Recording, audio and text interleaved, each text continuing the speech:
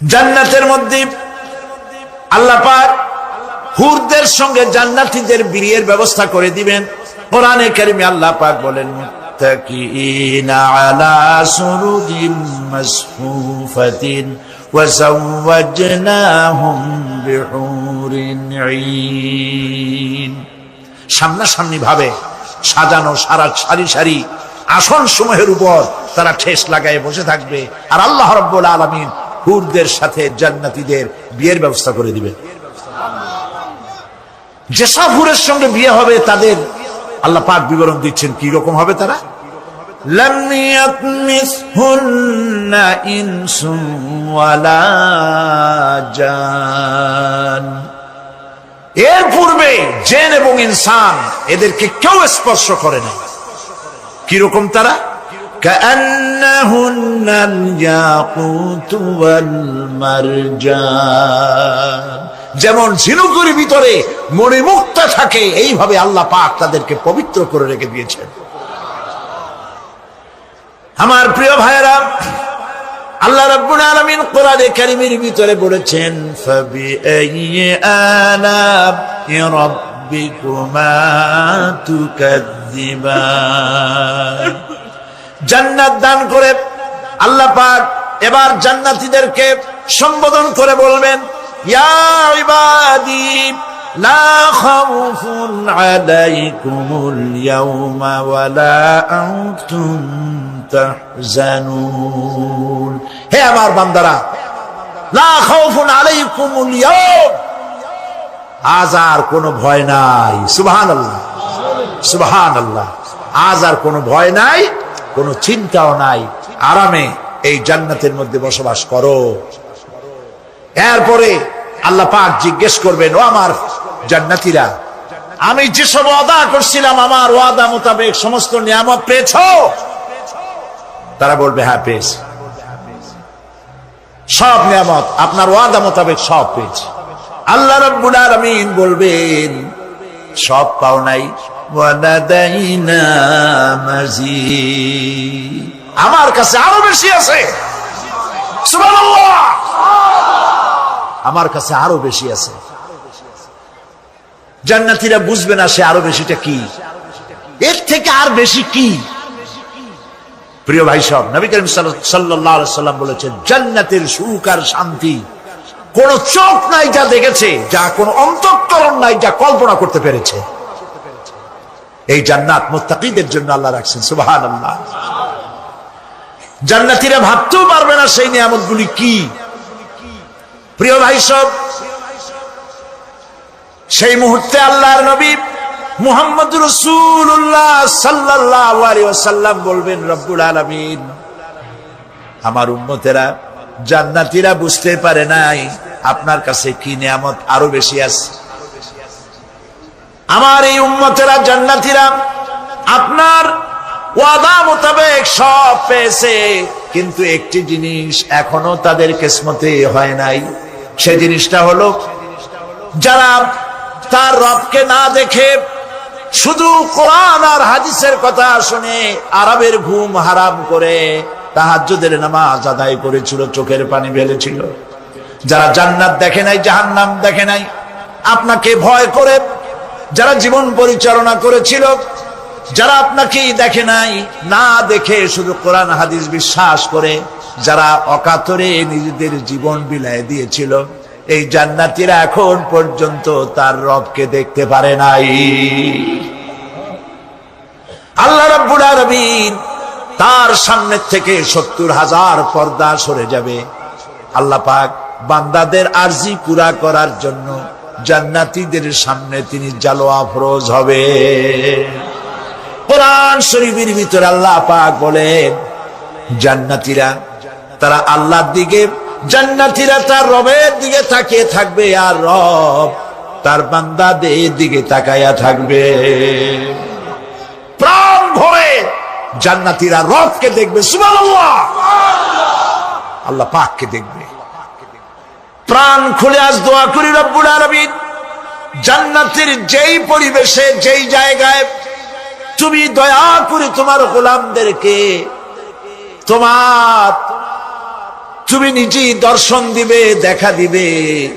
মনিব গো, ও আমাদের রব, আজ এই বিশাল জনসমুদ্র নিয়ে তোমার দরবারে আবেগ ভরা কণ্ঠে বলি, যে অনুষ্ঠানটি তুমি এমন মুবারক অনুষ্ঠান করবে যেখানে তুমি জান্নাতীদেরকে দেখা দিবে, ওই জান্নাতের কোনো একটি, ওই অনুষ্ঠানের কোনো একটি কোনায় কানায় আমাদেরকেও দাঁড় করাইয়া দেখার তো।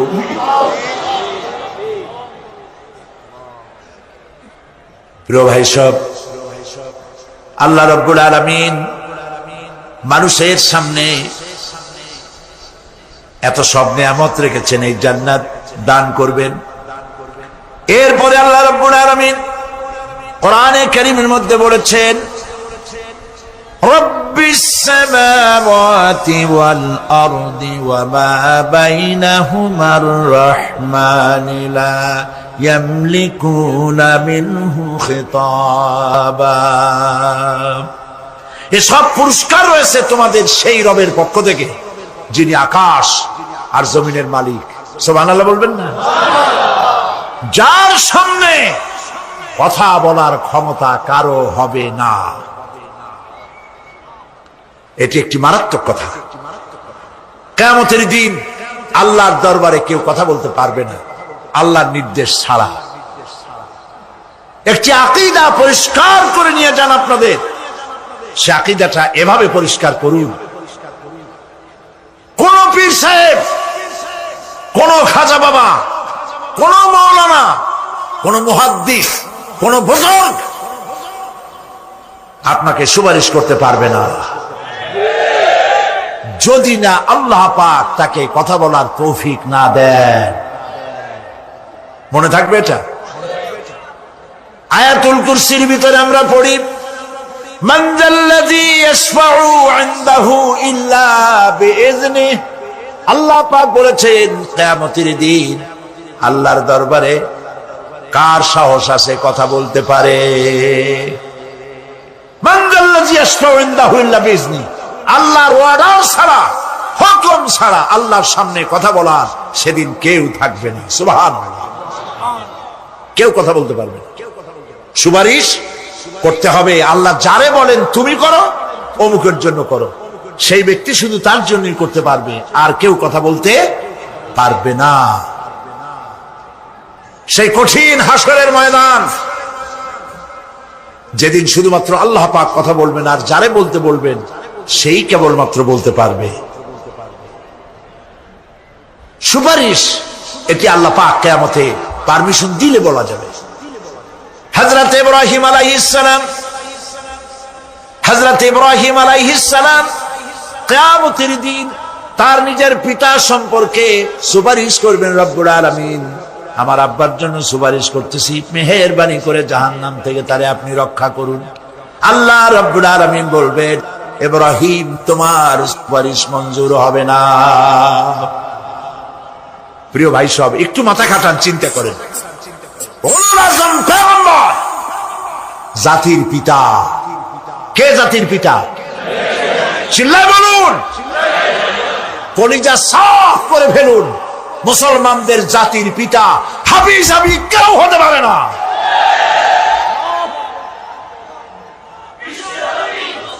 মিল্লাতা আবিকুম ইব্রাহিম। ইব্রাহিম আলাইহিস সালাম এই মিল্লাতের পিতা। সুবহানাল্লাহ। হযরত ইব্রাহিম আলাইহিস সালাম কিয়ামতের দিন বলবেন, আল্লাহ আমার আব্বার জন্য সুপারিশ করছি। আল্লাহ পাক বলবেন মঞ্জুর হবে না। আজর তোমার পিতা হতে পারে, কিন্তু আমার খলিলকে আগুনে ফেলার জন্য নমরুদকে সে সহযোগিতা করেছে, আমি তোমার পিতাকে ক্ষমা করব না। নবী করিম সাল্লাল্লাহু আলাইহি সাল্লামকে সাহাবায়ে কেরাম জিজ্ঞেস করেছেন, হে রাসূল, আপনার আব্বা এবং আম্মার অবস্থা কি হবে? নবী করিম সাল্লাল্লাহু আলাইহি সাল্লাম কেঁদে ফেলেছেন, সাওয়াব বলেছেন, আমি তাদের কোনো উপকারে আসব না। আল্লাহু আকবার। আপনি মনে করছেন নাকি যে ইয়া নবী সালাম আলাইকা বলি অমনি নবী সুপারিশ পাবেন? এত সহজ। কতগুলো রসগোল্লা খাইলেন আর বড় একটা মিছিল করলেন আর অমনি চলে যাবেন? পৃথিবীর সব মানুষ সাহাবায়ে কেরাম বাদ দেন, পৃথিবীর সমস্ত মানুষ একত্রিত হয়ে আবু তালেব রাসূলুল্লাহকে যে ভালোবেসেছেন, ওর 1000 ভাগের 1 ভাগও সারা দুনিয়ার মানুষ রাসূলুল্লাহকে ভালোবাসতে পারবে? পারবে? নিজের ছেলে আলীকে, আলী রাদিয়াল্লাহু তাআলা আনহুকে আলাদা বিছানায় শোয়াইয়া, ছোট্ট মানুষ হযরত আলী আলাদা জায়গায় রাখিয়া মুহাম্মদুর রাসূলুল্লাহ সাল্লাল্লাহু আলাইহি ওয়াসাল্লাম এতিম মানুষ তারে কলিজার সাথে বুকের মধ্যে আশ্রয় তো দিয়ে আগলে রেখেছেন বুক ভরে। সেই আবু তালেব মৃত্যুর সময় নবী করিম সাল্লাল্লাহু আলাইহি ওয়াসাল্লাম বলেছিলেন, চাচা একটি বার আমার কানে তাওহীদের কালেমা শোনায় দেয়। আবু তালেব তার কিসমতে ছিল না কালেমা। মরে যাওয়ার পর একজন সাহাবী বলেছিলেন, ইয়া রাসূলুল্লাহ, মৃত্যুর সময় আবু তালেবের মুখ আমি নড়তে দেখেছি, তিনি কালেমা পড়েছেন সম্ভবত। রাসূলুল্লাহ সাফ বলেছেন, আমি শুনি নাই।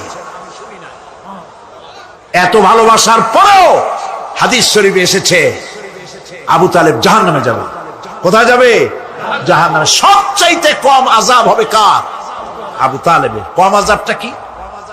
হাদিস শরীফে এসেছে কম আযাব হলো জাহান্নামের আগুন দিয়ে 1 জোড়া জুতা তৈরি করে আবু তালেবের পায়ে পরিয়ে দেওয়া হবে। সেই জাহান্নামের আগুনের তৈরি করা জুতার তাপে আবু তালেবের মাথার ঘিলুগুলো টকবক করে বউ পড়তে লাগবে। এত ভালোবেসে যদি কিয়ামতে উপায় না হয়, আপনি ইয়া নবী সালাম আলাইকা, ইয়া রাসূল সালাম আলাইকা আর কতগুলো জিলাপি খাইলেন, বড় একটা মিছিল করলেন। প্রিয় ভাই সব, এইসব বেদাত ছাড়ুন, এগুলি সুস্পষ্ট বিদআত। রাসূলুল্লাহকে ভালোবাসবেন, সাহাবীরা যেভাবে ভালোবেসেছেন ওইভাবে ভালোবাসবেন। আল্লাহ রাব্বুল আলামিন বলেন, যালিকাল ইয়াউমুল হক ফামান শাআ আত্তাখাযা ইলা রাব্বিহি মাআবা। এই দিনটি অবশ্যই আসবে, সেদিনটি নিশ্চিতভাবে আসবে। আর এখন যার ইচ্ছা সে তার রবের দিকে অগ্রসর হোক। ইন্না আনজারনাকুম আযাবান করিবান ইয়াওমা ইয়ানজুরুল মার'উ মা কদ্দামাত ইয়াদাহু ওয়া ইয়াকুলুল কাফিরু ইয়া লাইতানি কুনতু তুরাবা। ইন্না আনজারনাকুম আযাবান করিবা, খুব নিকটবর্তী একটি আযাব সম্পর্কে আমি তোমাদেরকে সতর্ক করে দিলাম। কে বলতেছেন? আল্লাহ পাক। লক্ষ্য করুন আল্লাহ কি বলছেন, খুব নিকটবর্তী একটি কঠিন শাস্তি, আযাব অর্থাৎ কিয়ামত, এ সম্পর্কে আমি তোমাদেরকে সতর্ক করে দিলাম। আল্লাহ পাক হযরত মুসা কি বলেছেন, ওয়া মা তিলকা বিয়ামিনিকা ইয়া মুসা। মুসা রে, তোমার হাতে ওটা কি? মুসা আলাইহিস সালাম বললেন, এটা লাঠি। আল্লাহ পাক বললেন, ফেলে দাও লাঠি। লাঠি ফালায় দিলেন। কি হয়ে গেল? হিয়া হাইয়াতুন তাসআ, লাঠি হয়ে গেল। এখন লাঠি পড়ে সাপ হয়ে গেল। সাপ দেখে নবী, গণী হোক, সাহাবী হোক আর আলেম হোক, সাপ দেখে ভয় করে না মানুষের? মুসা আলাইহিস সালাম ভয় পেয়েছে। আল্লাহ রাব্বুল আলামিন হযরত মুসাকে শোনায় দিলেন, খুযহা ওয়া লা তাখাফ সানুঈদুহা সিরাতাহাল উলা। ভয় পেও না। আল্লাহ বলছেন ধরো, ভয় পেও না। ধরার সঙ্গে সঙ্গে স্বাভাবিক অবস্থায় ফিরে আসবে, আবার লাঠি হয়ে যাবে। এখন আল্লাহ বলছেন ধরো। মুসা আলাইহিস সালাম কি ভয় পাওয়া উচিত হবে?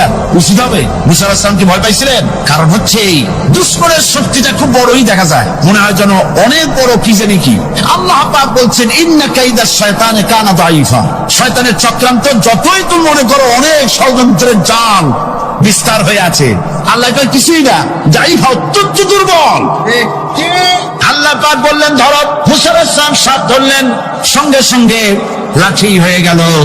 ফিরআউন বরদাস্ত করলো না, রাষ্ট্র শক্তির পক্ষ থেকে আক্রমণ শুরু হলো। অপরাধ কি? মুসা আলাইহিস সালামের অপরাধ কি? কি অপরাধ? মাশাআল্লাহ, বুঝতে পেরেছেন। অপরাধ হচ্ছে তিনি বলেছেন লা ইলাহা, জোরে বলেন লা ইলাহা ইল্লাল্লাহ।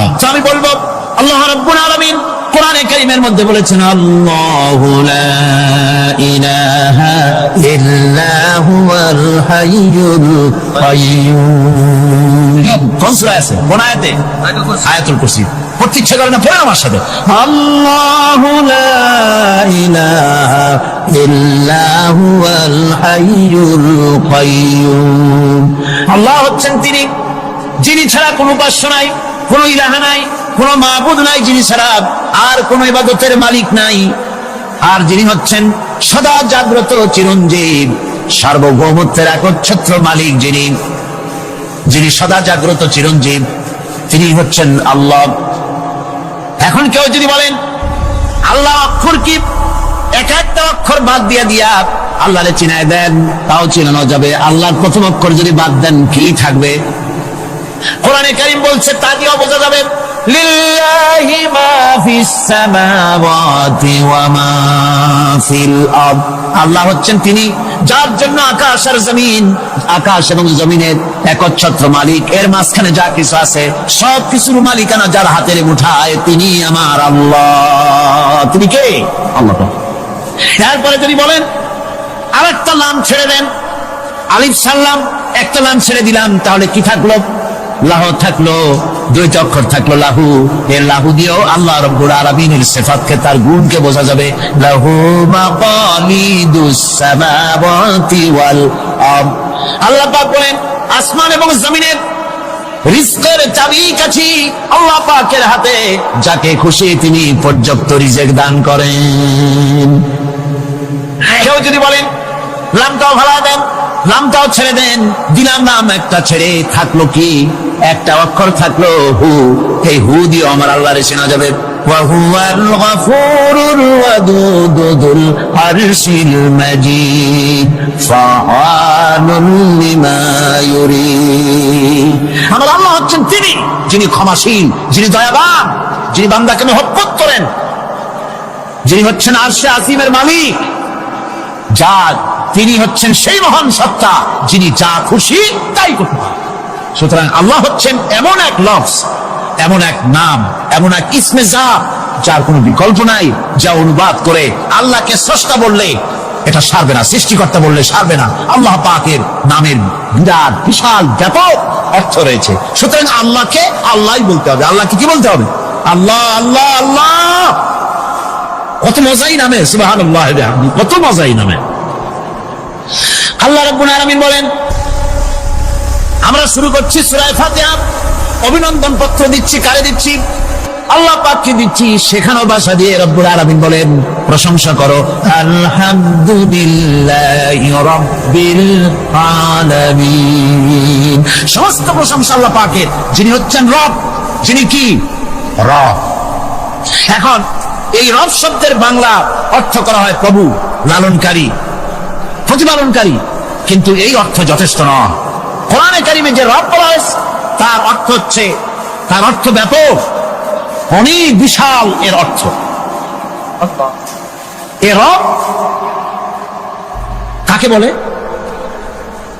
এই রব শব্দের বাংলা অর্থ করা হয় প্রভু, লালনকারী, প্রতিপালনকারী, কিন্তু এই অর্থ যথেষ্ট নয়। কোরআনে কারিমে যে রব বলা হয়েছে তার অর্থ হচ্ছে, তার অর্থ ব্যাপক, অনেক বিশাল এর অর্থ। এ রব কাকে বলে আমি রবের সমস্ত ব্যাখ্যা করতে পারবো না, তবে অল্প কথায় এমন ভাবে বলতে চেষ্টা করব যাতে করে আপনাদের বুঝে আসবে ইনশাআল্লাহ। আমরা বলি ইনশাআল্লাহ। এখন আপনারা যদি আমাকে প্রশ্ন করেন যে অত কথা বুঝি না, এক লাইনে এক বাক্যে বুঝাই দেন রব কাকে বলে, তাহলে আমি কথাটা এইভাবে বলবো, যাহার যখন যে জিনিসে। আমার চ্যানেলটি সাবস্ক্রাইব করুন প্লিজ। যতটুকু প্রয়োজন তাহাকে তখন সেই জিনিস ফরিয়াদ করার আগে যিনি পৌঁছে দেন তার নাম হচ্ছে রব। এ রব হচ্ছে তার মধ্যে রুবুবিয়তের সম্পূর্ণ কোয়ালিটিতে ভর্তি। আল্লাহ পাকের মধ্যে রুবুবিয়তের কোয়ালিটি। রব শুধু সৃষ্টি করেই ছেড়ে দেন না, প্রতিপালন করেন, পূর্ণতায় পৌঁছে দেন। সুবহানাল্লাহ বলতে ইচ্ছে করে না ভাইরা? দেখেন আল্লাহ রাব্বুল আলামিন এমন রব, বাংলাদেশের কুকুর আর আমেরিকা ইউরোপের শীত প্রধান দেশের কুকুর একরকম নয়। আমাদের দেশের পশু ইউরোপ আমেরিকা শীত প্রধান দেশের পশু একরকম নয়। তার কারণ হলো আমাদের দেশে শীত কম, নাতিশীতোষ্ণ অঞ্চলের মধ্যে খানিকটা পড়ে যায়। এখানে পশুদের গায়ে কম পশম থাকলে কোনো অসুবিধা নাই। ভেড়া, ঘোড়া, কুকুর, বন্য প্রাণীকে কেউ তো কম্বল দেয় না, ল্যাপ দেয় না, রাজাই দেয় না, খাতা দেয় না, চাদর দেয় না। আল্লাহ রাব্বুল আলামিন তিনি এমন রব, শীত প্রধান দেশের পশুদের গায়ে পশম দিয়া চিরস্থায়ী কম্বল জড়ায় দিয়েছেন। এটা হচ্ছে রব। প্রতিপালনের পদ্ধতি কি সুন্দর করে তিনি প্রতিপালন করছেন, কি সুন্দর করে তিনি পশু পক্ষীগুলিকে তাদের আহার জোগাড় করছেন, প্রতিপালন করছেন। তিনি রব, মানুষকে সৃষ্টি করেছেন, আমাদেরকে সৃষ্টি করেছেন, সব প্রয়োজন মিটাইছেন, সকল প্রয়োজন মিটিয়েছেন, একটা জিনিস বাদ রাখেন না। আমাদের মুখে দাঁতের দরকার ছিল, মায়ের পেট থেকে দাঁত নিয়ে আসিনি। মায়ের পেট থেকে আসার পরে আমাদের খাবারের দরকার ছিল। লক্ষ্য করেন রব কারে বলে, লক্ষ্য করুন। মায়ের পেটের মধ্যে যখন ছিলাম ওখানে কোনো রোগের জীবাণু ঢুকতে পারে নাই। ফি করারিন মাকিন, একটি সুরক্ষিত জায়গায় আল্লাহ রাব্বুল আলামিন বাচ্চাকে রেখেছেন, যেখানে কোনো সর্দি হবে না, জ্বর হবে না, সর্দি হবে না, ব্রঙ্কাইটিস হবে না, ডায়াবেটিস হবে না, প্রেসার হবে না। মায়ের পেটের মধ্যে বাচ্চাকে এমন জায়গায় আল্লাহ যত্ন করে রেখেছেন। এই বাচ্চা যখন মায়ের পেট থেকে বেরিয়ে এলো তখন তার পরিবেশ অত্যন্ত খারাপ। এখানে পলিউশন আছে, এখানে কার্বন ডাই অক্সাইড আছে, এখানে বিষাক্ত হাওয়া আছে, এখানে দূষিত আবহাওয়া রয়েছে। প্রতি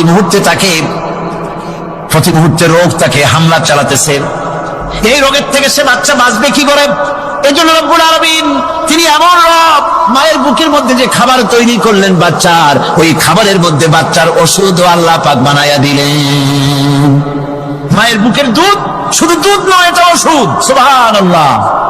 এটা খাদ্য, এটা ওষুধ, এটা ভিটামিন, এটা ক্যালসিয়াম,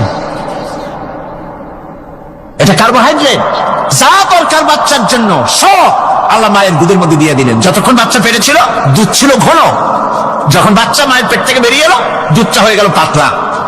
এই পাতলা দুধটা খাবে, ওষুধ আছে এর মধ্যে, ভিটামিন আছে, খাইতে যেন বিশ্বাস না হয় একটু মিষ্টি দিয়ে দিলেন আল্লাহ, যাতে বাচ্চা মুখ ফিরায় না নেয়, সেজন্য খাইতে চায়। তারপরে যখন বাচ্চার হাড্ডি খেতে হবে, মাছ খেতে হবে, গোশত খেতে হবে, দুধের আর দরকার নাই। তার শরীরের ভিতরে রেজিস্ট্যান্স, রোগ প্রতিরোধক শক্তি তৈরি হয়েছে। এখন আরো ভালো খাবার দরকার। আল্লাহ রাব্বুল আলামিন মায়ের দুধকে শুকায় দিলেন, চুষলে আর পাওয়া যাবে না, দুধ শুকায় গেছে। এখন বাইরের খাবার খেতে হবে। আসছিল যখন বুকে দাঁত ছিল না, বাইরে যখন এলো দাঁতের যখন দরকার হলো, কোন আল্লাহর বান্দা কি আল্লাহর কাছে দরখাস্ত করেছেন যে আল্লাহ আমার কয়েকখান দাঁত দাও, দাঁত ছাড়া আমি চাবাই কেমন? এই সবগুলি দাঁত কে সেট করে দিলেন? রব্বুল আলামিন দাঁতগুলিকে সেট করে দিলেন। বুকের মধ্যে দাঁত এসে গেল। আল্লাহ রাব্বুল আলামিন শরীরটাকে সাজিয়ে গুছিয়ে, হিউম্যান বায়োলজি যাকে বলা হয়, এই শরীরকে যে সুন্দর করে আল্লাহ পাক তৈরি করলেন, বলে শেষ করা যাবে না কত সুন্দর করে আল্লাহ পাক বানিয়েছেন। আপনার মাথার ভিতরে সেল তৈরি করা হলো, ব্রেন তৈরি করা হলো। এই ব্রেনটা শুকনা জায়গায় রাখা হয় নাই। শুকনা জায়গার মধ্যে ব্রেনটা যদি থাকতো, নড়াচড়া করে আপনার ব্রেনের যে টেকনোলজি আল্লাহ পাক ইউজ করেছেন সেটা অসুবিধাগ্রস্ত হতো। এই জন্য ক্রিম যেভাবে পানির মধ্যে ভাসা থাকে, পানির মধ্যে ভাসমান ক্রিম মাখন যেভাবে রাখা হয়, সামান্য পানির মতো করে এর ভিতরে ব্রেনটাকে রাখা হয়েছে। এই ব্রেনের ভিতরে, ব্রেন হচ্ছে পৃথিবীতে কম্পিউটার, আজকের পৃথিবীর শ্রেষ্ঠ আবিষ্কার। কিন্তু মানুষের মাথায় যে কম্পিউটার আল্লাহ পাক দান করেছেন, এই কম্পিউটারের সামনে দুনিয়ার কম্পিউটার এতিম। এবার লন্ডন গিয়েছিলাম, প্রত্যেক বছর 1.5 মাস 2 মাস সময় পাই, কিন্তু আপনারা দোয়া করেছেন এখন পার্লামেন্টে সময় দিতে হয় বেশি। বিদেশের সফর কমে গিয়েছে। 10 দিনের জন্য গিয়েছিলাম, ওরা আমাকে একটা ডায়েরি দিল। সেই ডায়েরিটার ভিতরে ডিজিটাল ডায়েরি, এই ডায়েরির মধ্যে তারা বলল যে এরকম, এই যে কাগজটা আপনারা দেখতে পাচ্ছেন, এই রকমের কাগজের 10 লক্ষ পাতা লিখতে যত কাগজ লাগে, এরকমের 10 লক্ষ পাতার লেখা ছোট্ট এই ডায়েরিটার মধ্যে ঢুকাই দেওয়া যায়। 10,000 টেলিফোন নাম্বারের মেমোরিতে তুলে দেওয়া যায়। এটা হচ্ছে লেটেস্ট আবিষ্কার। কিন্তু আল্লাহ পাক মানুষের যে ব্রেনটা তৈরি করলেন, পৃথিবীতে যা আছে এ সব কিছু একটা মানুষের ব্রেনের মধ্যে সমস্ত তথ্য, সমস্ত ফ্যাক্টস মানুষের মেমোরির ভিতরে ঢুকাবার পরেও আরো লক্ষ লক্ষ জায়গা বাকি থেকে যাবে, শূন্য থেকে যাবে, যা পূরণ হওয়ার নয়। এত বিশাল মেমোরি আল্লাহ পাক তার মানুষের মাথার মধ্যে তৈরি করে দিয়েছেন। সুবহানাল্লাহ বিহামদিহি। দেখুন অবস্থাটা কি। আল্লাহ তার মানুষকে কিভাবে রব কাকে বলে, রব কারে বলে, সুবহানাল্লাহ বিহামদিহি। চোখের সামনে রাস্তা দিয়ে চলতে গিয়ে চোখের সামনে সাপ দেখলেন, চোখ দেখার কাজ করেছে। চোখ কি করেছে? দেখার কাজ করেছে। এখন কি করবেন? চোখ কিন্তু দেখে বসে থাকে নাই, চোখ দেখা মাত্রই ট্রান্সমিট করেছে ব্রেনকে। ব্রেন সাথে সাথে অ্যাকশন নিতে বলেছে হাতকে আর পাওকে। হাতে লাঠি থাকলে পিটাও, লাঠি না থাকলে পাকে বলেছে দৌড় মারো। এই যে সাপ দেখলো, চোখ এটাকে পাঠাই দিল ব্রেনকে, ব্রেন পাঠাই দিল অ্যাকশনে হাতে আর পায়। এতে কিন্তু 1 সেকেন্ড সময় লাগে নাই, 1 সেকেন্ডের কয়েক লক্ষ ভাগের 1 ভাগের ভিতরেই মানুষ অ্যাকশনে এসে গিয়েছে। সুবহানাল্লাহ। এর নাম হচ্ছে রব। এর নাম কি? তার অফুরন্ত সৃষ্টি মানুষের হাত তৈরি করেছেন, চোখ তৈরি করেছেন। চোখে কিন্তু আমরা নেগেটিভ দেখি, চোখে আমরা কি দেখি? নেগেটিভ দেখি। এই নেগেটিভটা চোখ ক্যাচ করে ব্রেনের ভিতর থেকে পজিটিভ হয়ে কে বের করে দেয়? সুবহানাল্লাহ বিহামদিহি। কানে অসংখ্য শব্দ শুনি, কিন্তু কোনো শব্দ তো জড়ায় যায় না। অসংখ্য শব্দ আমরা শুনি, যেমন রেডিও ঘুরাচ্ছেন, 9 ব্যান্ড রেডিও অথবা এর থেকেও বেশি ব্যান্ডওয়ালা রেডিও। আপনি যখন ঘুরাচ্ছেন কোন সেন্টার ধরার জন্য, অনেক সময় 4-5টা সেন্টার জড়ায় যায় না? জড়ায় কিনা? 4-5টা সেন্টার জড়ায় যায়, সর্বনাশ হয়ে যায়, কোনটা থেকে কোনটা শুনবেন। তো এইরকম করে আপনার কানের ভিতরে শব্দগুলি সব জড়াইয়া পাকাইয়া আপনার কানের মধ্যে একটা বিশ্রী আওয়াজ সৃষ্টি করে দিতে পারত। কে? স্তরে স্তরে শব্দগুলিকে শোনার ব্যবস্থা করেছে। আপনার জিহ্বার ভিতরে হাজার রকমের স্বাদ গ্রহণ করার জন্য একটা জিহ্বায় এতগুলি টেস্ট নেওয়ার ক্ষমতা কে তৈরি করে দিলেন? আল্লাহ রাব্বুল আলামিন। সুবহানাল্লাহ বিহামদিহি। তিনি হচ্ছেন রব, যিনি মানুষের প্রতিপালন সৃষ্টি করেন এবং প্রতিপালন করেন, এমনি এমনি ছেড়ে দেন। এরপরে মানুষের সব প্রয়োজন তিনি মিটিয়েছেন। মানুষের জীবন ধারণের জন্য সব থেকে বড় প্রয়োজন পানি। সবচেয়ে বড় প্রয়োজন কি? পানি। জোরে কোন কি? পানি। জীবনের জন্য পানি এবং আর্দ্রতা, এই দুটি জিনিস অপরিহার্য, এছাড়া জীবন বাঁচবে না। আমরা দেখতে পাই সমুদ্র ভরা পানি মজুদ আছে। লক্ষ্য করেন, সমুদ্র ভরা পানি মজুদ আছে, নদী খাল বিল ভরা পানি মজুদ আছে, কিন্তু এটাই তো যথেষ্ট নয়। রব হচ্ছেন তিনি, যিনি এই বিশাল বিশাল পানির মজুদ থেকে বাতাসকে যিনি প্রতিনিয়ত বাষ্পীয় আকারে পানিগুলিকে সমুদ্র থেকে উত্থিত করেন, পানিগুলিকে উত্থিত করেন মহাকাশে। আল্লাহ পাক বলেন, আল্লাহুল্লাযী আরসালার রিয়াহা ফাতুসিরু সাহাবা। বাষ্প হয়ে পানিগুলি আকাশে উত্থিত হয় এবং মহাকাশে যাওয়ার পর এই পানিগুলি, লবণাক্ত পানিগুলি আল্লাহর মেশিনে সেগুলি মিষ্টি হয়ে যায়। জোরে কোন সুবহানাল্লাহ। পানিগুলি মিষ্টি হয়ে গেল। ওই মিষ্টি পানি আল্লাহ রাব্বুল আলামিন নাজিল করে দিলেন। এবার বৃষ্টি কণা কণা হয়ে পড়লো, ফোঁটা ফোঁটা বৃষ্টি। আল্লাহ খুঁজে দেখলেন বৃষ্টির ফোঁটাগুলি পৃথিবীর প্রতিটি কণা তালাশ করে তৃষ্ণার্ত কণাগুলিকে আল্লাহ পাক ভিজাই দিলেন। সেই জন্য তার নাম হলো রব। তিনি হচ্ছেন রব। প্রয়োজন মিটান, পানি সবচেয়ে প্রয়োজন বেশি, সেই পানি আল্লাহ পাক এভাবে সরবরাহ করলেন। জমিনের চারিদিকে নদী নালা রেখেছেন, জমিনকে আর্দ্র করেছেন, জমিনের ভিতরে পানি মিষ্টি করেছেন। টিউবওয়েল মারলে পরে, পাম্প করলে পরে ভিতর থেকে মিঠা পানি আল্লাহ পাক বের করে দেন। সুবহানাল্লাহ। এই মিষ্টি পানির ব্যবস্থা করেছেন। এরপরে তিনি ওই আল্লাহ পাক মিষ্টি পানির ব্যবস্থা করে বৃষ্টির মাধ্যমে পৃথিবীতে ফসল উৎপাদনের ব্যবস্থা করে দিলেন। পাক কোরআনে কারীমের মধ্যে বলেছেন, ওয়াজআলনা মিনাল মাই কুল্লা শাইইন হাই। পানি দ্বারাই আমি সব বস্তুকে সজীব রাখি। বৈশিষ্ট্যের দিক থেকে পানির রয়েছে অনেক গুণ, আশ্চর্য গুণ। পৃথিবীর ৭৫% হচ্ছে পানি।